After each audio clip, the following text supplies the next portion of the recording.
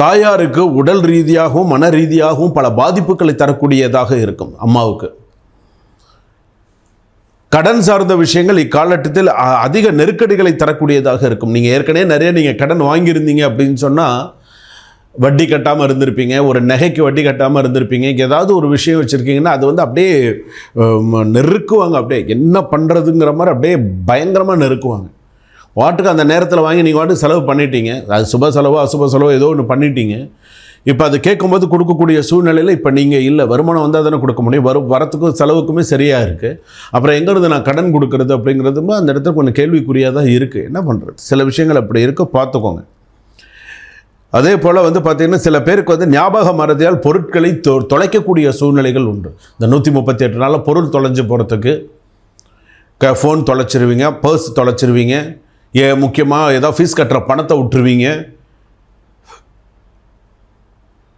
அப்பா அம்மா ஏதாவது முக்கியமாக ஏதாவது சில விஷயங்கள் கொடுக்குறாங்கன்னா அதை மறந்துடுவீங்க.